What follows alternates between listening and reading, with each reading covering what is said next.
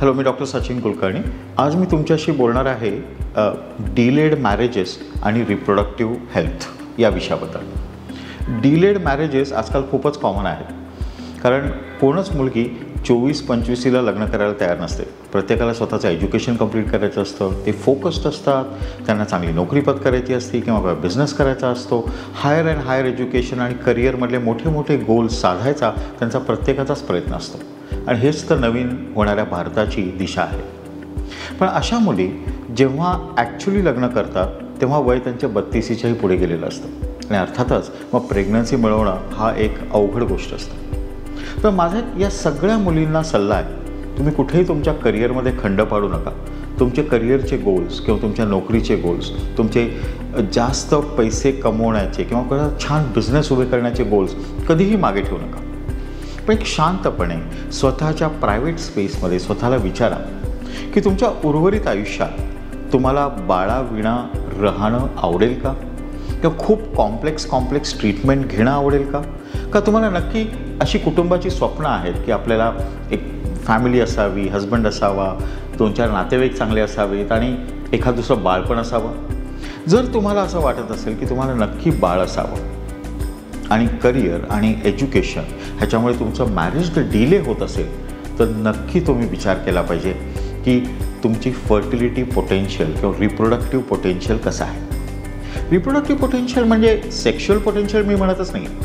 Reproductive potential म्हणजे तुमचं गर्भाशय कसं आहे आणि तुमची ओव्हरी म्हणजे बीजकोश कसे आहे. स्त्रियांमध्ये सगळ्यात लवकर एज होणारा कुठला ऑर्गन असेल तो म्हणजे ओव्हरी, बीजकोश.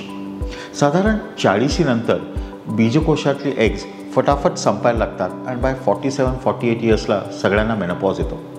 तुम्ही कितीही करिअर ओरिएंटेड असता, तुम्हाला कुठले काय रिप्रोडक्टिव्ह इश्यूज असू देत, भारतामध्ये ॲव्हरेज रिप्रोडक्टिव्ह मेनोपॉज ह्याचं एज हे 47.2 आहे, आणि खूपशा 12% स्त्रियांना इव्हन 40च्या आतच मेनोपॉज येतो भारतामध्ये.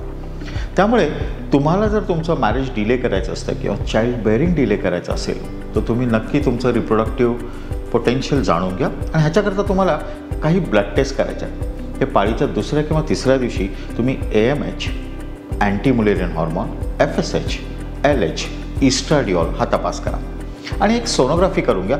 त्यात अँट्रल फॉलिकल काउंट कसं आहे बघा. अर्थातच जर तुम्ही सेक्शुअली ॲक्टिव्ह नसाल तर तुमच्या पोटाकडून सोनोग्राफी केली जाईल आणि त्याच्यात अँट्रल फॉलिकल नीट समजणं अवघड आहे. पण तुम्ही सेक्शुअली ॲक्टिव्ह असाल तर तुम्ही डॉक्टरांना तसं सांगा, त्यामुळे इंटरनल सोनोग्राफी करता येईल आणि अँट्रल फॉलिकल काउंट खूप जवळतेने जाणून घेता येईल. जर तुमचं अँट्रल फॉलिकल काउंट आणि AMH व्हॅल्यूज सगळे नॉर्मल असतील, म्हणजे तुमचे ओव्हरीची बीजकोशांची क्षमता खूप चांगली असेल, तर नक्की तुम्ही डिले करायला हरकत नाही. पण जर तुमचा AMH कमी असेल किंवा तुमचे नंबर ऑफ एग्स तिथले कमी असतील, तर तुम्ही 2 वेळा विचार करा की खरोखर तुम्हाला डिलेड मॅरेज चालेल का. आणि समजा अर्थातच तुम्ही एवढे फोकस्ड असता, एवढे करिअर ओरिएंटेड असता की तुम्हाला तोही विचार पटत नाही, तेव्हा असू दे, काही का असे ना मी डिलेड मॅरेजेस करणार आहे. पण जर तुमचं अंतर्मन त्यावेळी तुम्हाला सांगत असेल की मला नक्की माझ्या आयुष्यात एक बाळ पाहिजे, तर हीच वेळ आहे तुम्ही सोशल एग फ्रीजिंग करायची. इथं तुम्ही नक्की डॉक्टरांना गाठू शकता, त्यांच्याकडून तुमची ओव्हरीचा रिझर्व जाणून घेऊ शकता आणि तुमचे एग्स तयार करून ते तुम्ही रिझर्व करून ठेवू शकता.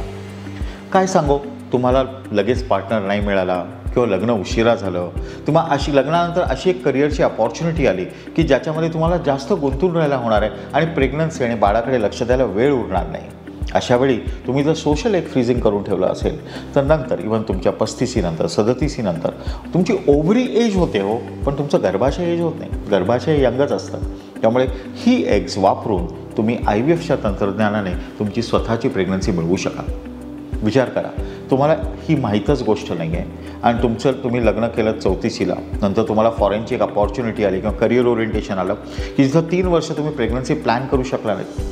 मग 37-38ला तुम्ही डॉक्टरांकडे गेलात की मला आता प्रेग्नन्सी पाहिजे आहे, पण तोपर्यंत तुमच्या अंड्यांची संख्या कमी झाली असेल, तर परत IVF करणे किंवा इव्हन जे एग्सची क्वालिटी असते ती अडचणीत असते, आणि त्यामुळे होणाऱ्या बाळामध्ये ॲबॉर्शन होणे किंवा ॲन्युप्लॉइडी होणे, क्रोमोझोमचे प्रॉब्लेम होणे, डिफेक्ट्स होणे ह्याचं प्रमाण वाढलेलं असतं.